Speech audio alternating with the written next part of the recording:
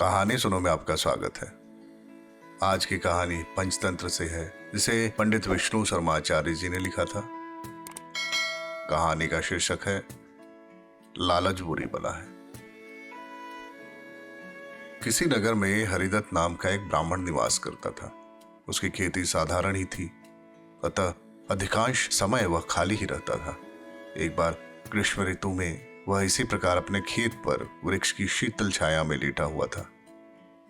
सोए सोए उसने अपने समीप ही सर्प का बिल देखा। उस पर सर्प फन फैलाए बैठा था। उसको देखकर वह ब्राह्मण विचार करने लगा कि हो न हो यही मेरे क्षेत्र का देवता है। मैंने कभी इसकी पूजा नहीं की, अतः मैं आज इसकी अवश्य पूजा करूंगा। यह विचार मन में आते ही वह उठा और कहीं से जाकर दूध मांग लाया। उसे उसने एक मिट्टी के बर्तन में रखा और बिल के समीप जाकर बोला, हे क्षेत्रपाल, आज तक मुझे आपके विषय में मालूम नहीं था, इसलिए मैं किसी प्रकार की पूजा अर्चना नहीं कर पाया। आप मेरे इस अपराध को क्षमा कर मुझ पर कृपा कीजिए और मुझे धन धान्य से समृद्ध कीजिए। इस प्रकार प्रार्थना करके उसने वह दूध वहीं रख दिया और फिर अपने घर लौट आया। दूसरे दिन प्रातःकाल वह अपने खेत पर आया तो सर्वप्रथम उसी स्थान पर गया।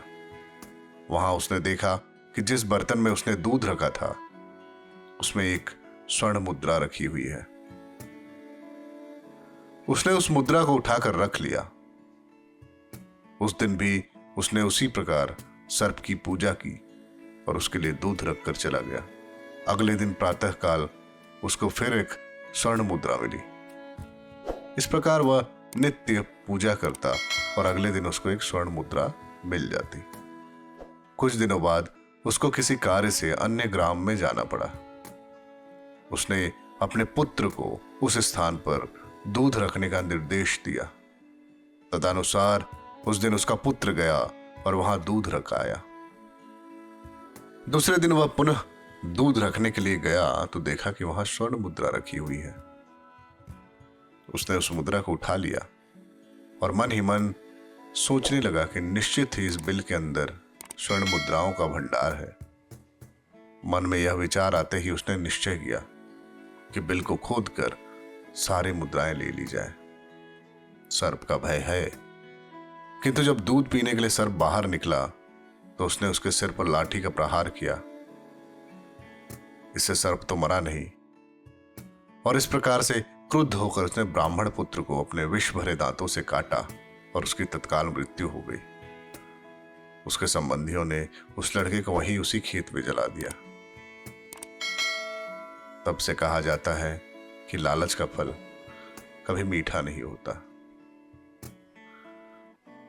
दोस्तों, इस कहानी से हमें यह सीख मिलती है कि हमें कभी भी किसी भी परिस्थिति में लालच के अधीन होकर के कोई भी कार्य नहीं करना चाहिए। लालच कुछ और नहीं करती, वो हमारे आंखों के सामने ऐसा चश्मा लगा देती है जिससे हम सच्चाई नहीं देख पाते। मिलते हैं एक नई कहानी के साथ अगले एपिसोड में। तब तक आप इस वीडियो को लाइक कीजिए, कमेंट में हमें बताइए कि आपको ये कहानी कैसी लगी और इस वीडियो को अपने दोस्तों और परिवार के साथ शेयर कीजिए। धन्यवाद।